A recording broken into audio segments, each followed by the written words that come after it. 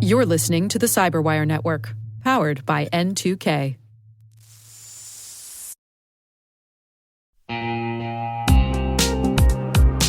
At Thales, they know cybersecurity can be tough and you can't protect everything.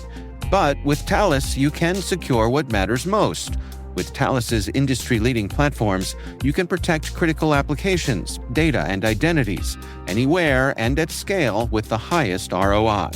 That's why the most trusted brands and largest banks, retailers, and healthcare companies in the world rely on Thales to protect what matters most: applications, data, and identity.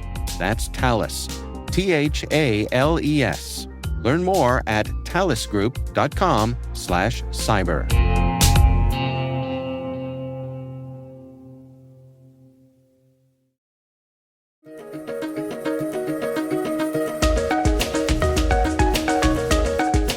Hello, everyone, and welcome to the CyberWire's Research Saturday.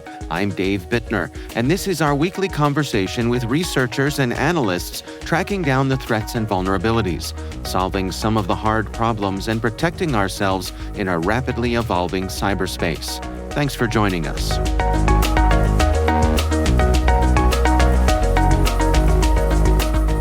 Is it new activity? Is it existing activity? Is it a cluster of victims, or is it isolated case? So in the case of Curly Comrades, we started tracking this group in mid-2024. That's Martin Zujic, Technical Solutions Director at Bitdefender. The research we're discussing today is titled Curly Comrades, a new threat actor targeting geopolitical hotbeds.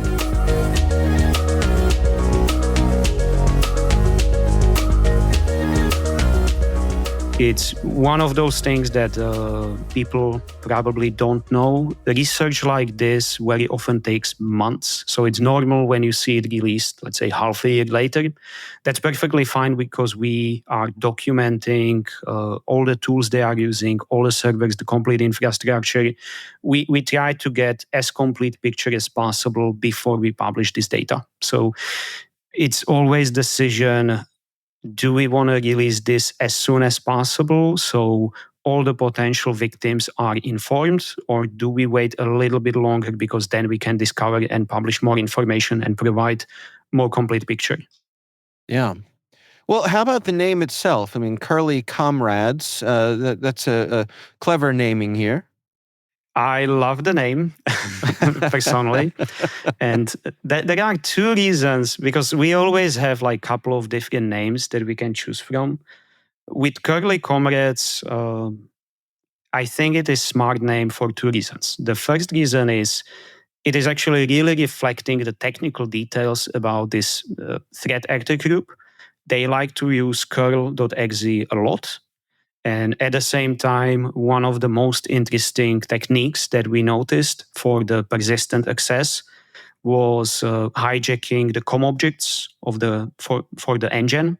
So that's where the Curly Comrades, the COM is capitalized, is technically coming from.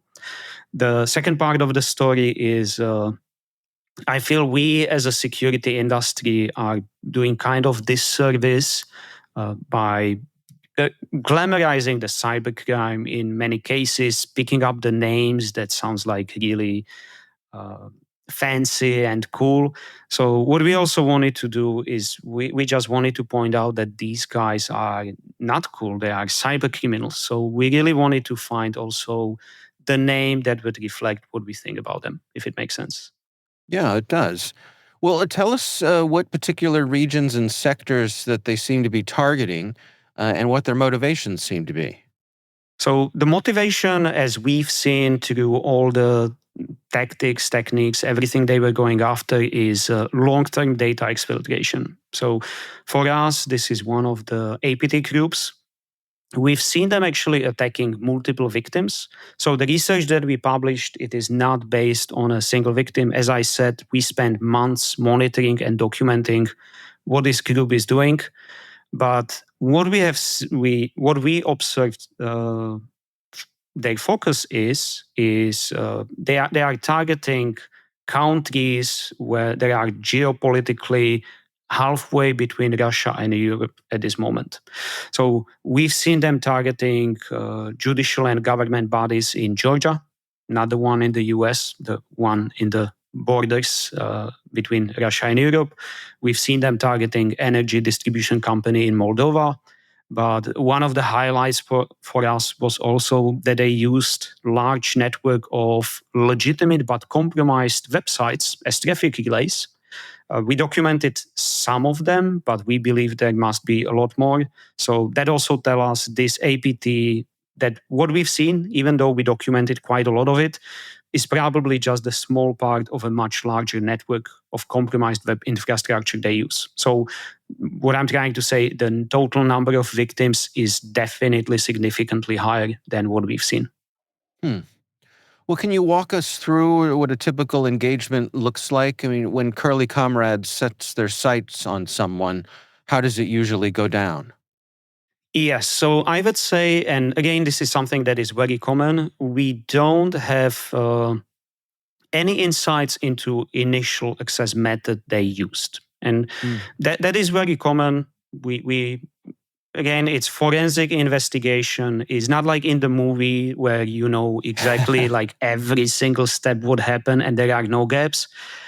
In many cases, there are big gaps. We try to figure them out by looking at other victims, collecting more data. So that is part of the reason why research like this really take a lot of effort and time. So initial access, in many cases, we don't know and we will never know. Yeah. We track the activity actually to, I want to say, 2023.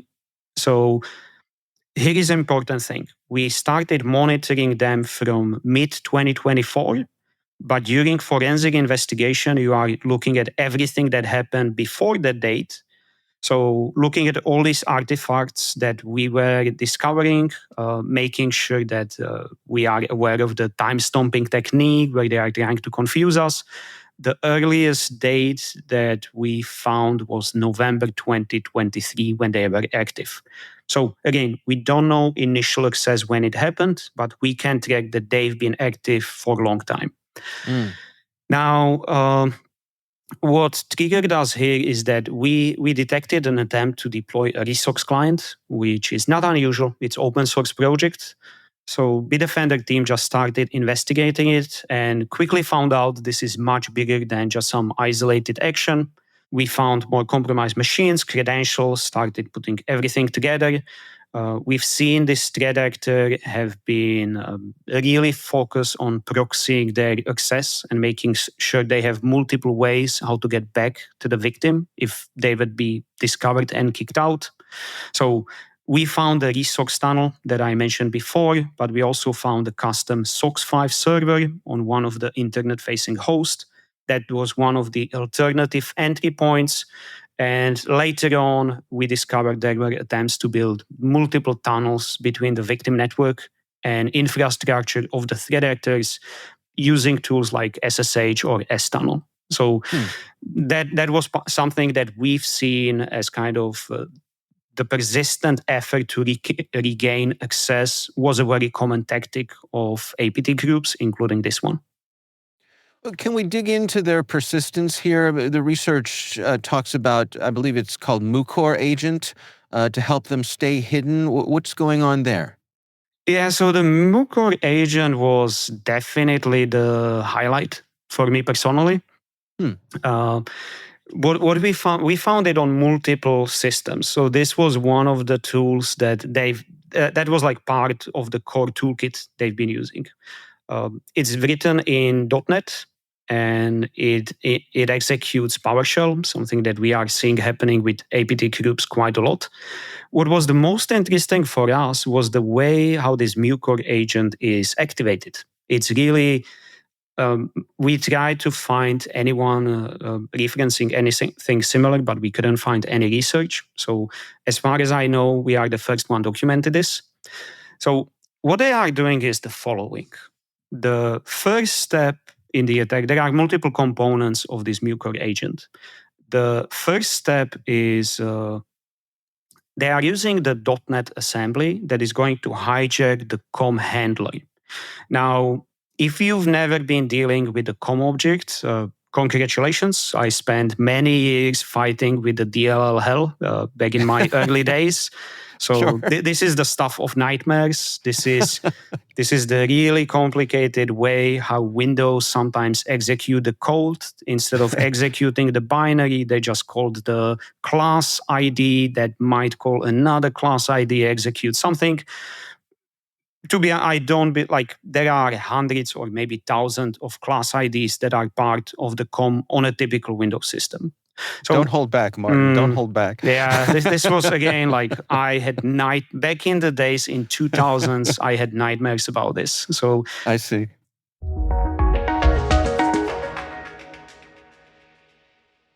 We'll be right back. CISO Perspectives is back with an all-new season. This season is all about change. Whether it be emerging technologies like AI, shifting governmental roles, or evolving threats, we are sitting down with security experts and getting their insights to help you make sense of these changes.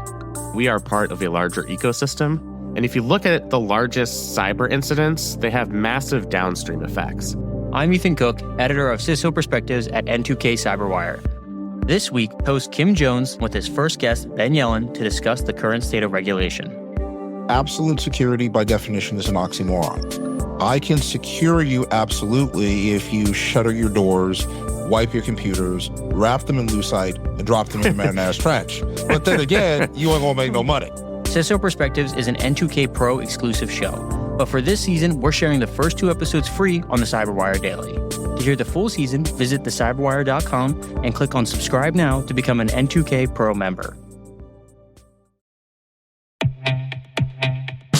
AI adoption is exploding, and security teams are under pressure to keep up.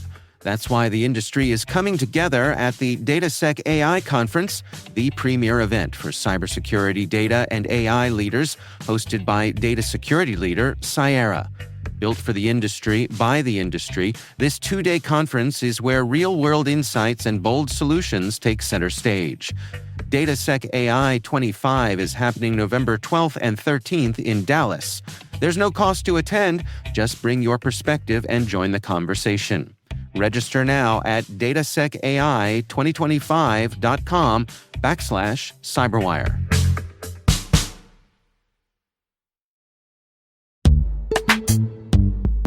Investigating is hard enough.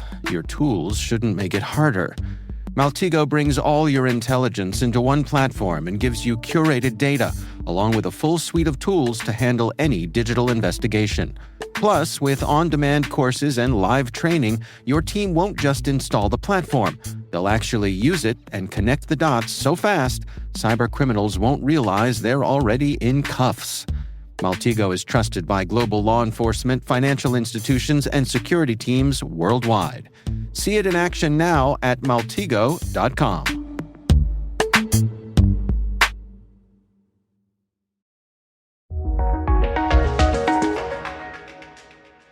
So what they are doing is that they choose one of these many COM objects with CLS ID, the class ID that I'm not going to say. It's 16 characters and so.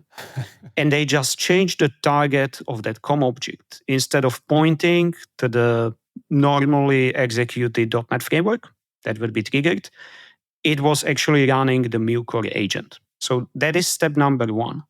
Essentially, they just redirect it. If something will try to run part of the .NET framework, instead of running the target, it's going to run malicious code. That's one. Now, the bigger question is, how is this COM handler actually triggered? What is going to do it? And here comes the really smart part, where they are using schedule task for this that is disabled by default. So if you are looking at everything that is starting, for example, at a startup of machine, you are not going to look at this one because, again, it's disabled, it's not executed. The schedule task is responsible for something called engine. In .NET Framework comes, it's not compiled code. So what happens on every single machine when you execute .NET code for the first time, it's turning into something called IL, which is language that's optimized on execution on that specific machine. Now, you can kind of also pre-compile all this .NET code so it just executes faster. Again, coming back from my background, I used to deal with this a lot when we were optimizing execution on like large farms of servers. So really what you are doing is that you are just pre-compiling the .NET code. Now, when this is happening is at very specific times. You install new .NET that can trigger this pre-compilation of the code. You install new application, this can trigger pre-compilation of the code. Sometimes it is optimization, but it happens at really very random intervals. What the operating system is doing in that case is that it will just enable the schedule task. And the trigger for the schedule task is not on startup, logon, or specific time, as is usual. The trigger here is on idle.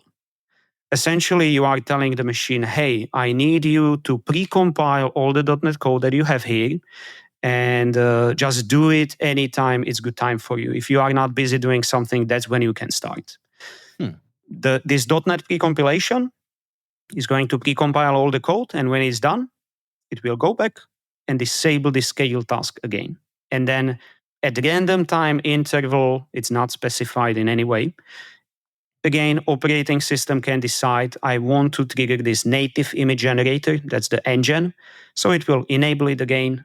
And it's completely unpredictable for you, first of all, when it's going to be enabled, but also when it's going to be executed.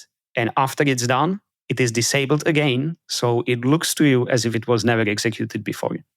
And that is how the MuCore agent is working. So again, not only it is hijacking one of the COM classes that are completely hidden in like thousands of different registry keys behind the 16-digit long string. That is the first part of it. But it's also the second, how is this triggered? How is this loaded? That's also smart because it's relying on the schedule task that is disabled, but just appears to be disabled, but it actually executes. So is it fair to say that this operation is fairly sophisticated? Yeah, absolutely. So as I was mentioning, this was the first part. There was a lot that we documented. This was what caught our attention, but there was a lot more seeing. And again, the infrastructure that was used, downloading some malicious code, used as the command and as the C2 server, for example, for communication, most of it were not malicious sites. Almost all of it were legitimate sites that were just compromised and redesigned to be part of this network. So again, that is one of the best signs that we have telling us like this is much more advanced operation. They stayed stealthy under the radar for a very, very long time. So yeah, it's much bigger than what we are seeing today. What about resilience? I mean, if when defenses spring up, how do they respond to that? That is very common. And so they used multiple methods how to get back inside if they are kicked out. That is very common for these APTs. The last activity that we investigated, they did something that we are seeing doing all the cyber criminals, whether they are financially motivated or state affiliated. They are switching less and less to use malware, and they are switching more to use normal common binaries. So, for example, in the case of Curly Comrades, we've seen them using different tools in the past, but the last incident, and I don't see the date here or time, but this was the last one we investigated. They used SSH and they used the TS tunnel that is part of the S tunnel suite for encryption of the TCP traffic. So it's really obfuscating the SSH communication and evading the network-based mechanisms in this case. But again, as with many of these groups, they used multiple tools, multiple endpoints, multiple gateways inside the system. So again, like all these operations are usually very sophisticated. This is not an exception. Yeah.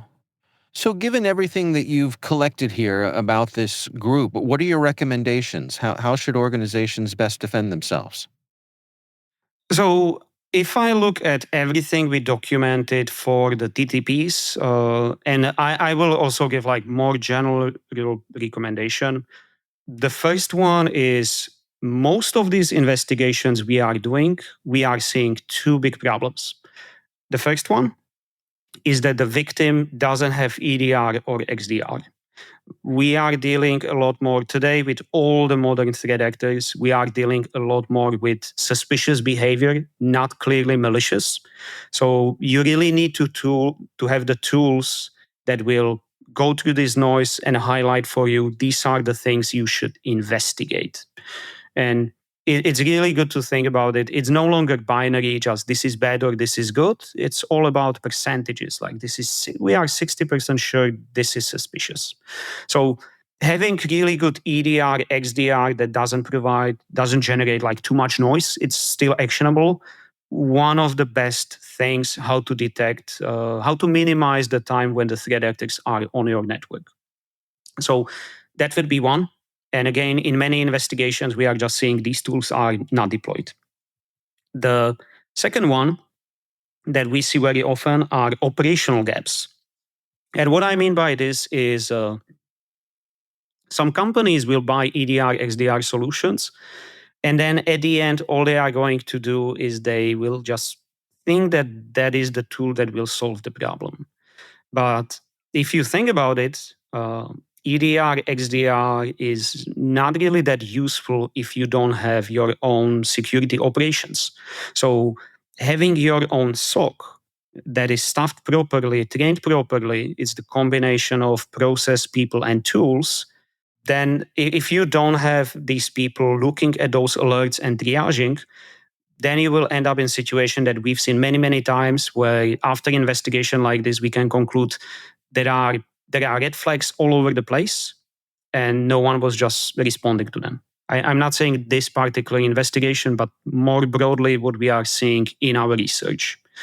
So again, make sure you have the tools that will highlight to you suspicious activity on the network, on endpoints, on servers in the cloud.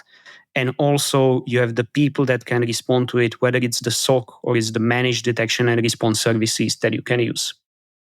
The last recommendation I would do is make sure that you are keeping up with the latest research. I mentioned it during our conversation. We are seeing a lot more of the living of the land attacks. We are seeing all kinds of cyber criminals transitioning from using specialized tool to just using whatever is available on those systems.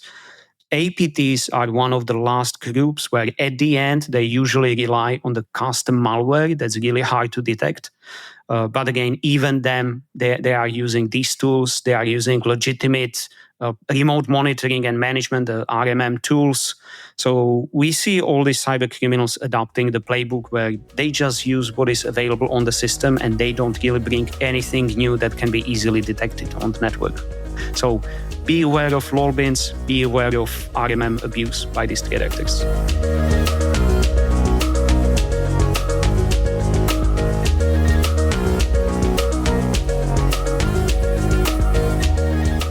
Our thanks to Martin Zuzek from Bitdefender for joining us. The research is titled Curly Comrades, a new threat actor targeting geopolitical hotbeds. We'll have a link in the show notes. And that's Research Saturday, brought to you by N2K Cyberwire. We'd love to know what you think of this podcast. Your feedback ensures we deliver the insights that keep you a step ahead in the rapidly changing world of cybersecurity. If you like our show, please share a rating and review in your favorite podcast app. Please also fill out the survey in the show notes or send an email to cyberwire@n2k.com. This episode was produced by Liz Stokes. We're mixed by Elliot Peltzman and Trey Hester. Our executive producer is Jennifer Eiben. Peter Kilpie is our publisher, and I'm Dave Bittner. Thanks for listening. We'll see you back here next time.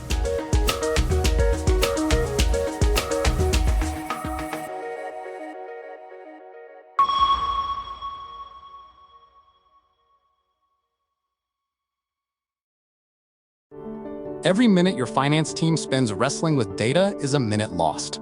Insight Software's AI-powered insights instantly move you from complexity to clarity. Automated analysis, real-time reporting, strategic recommendations, all at your fingertips. Transform how your finance team works and watch your business grow. Stop wasting time. Start making smarter decisions. Learn more at insightsoftware.com/AI.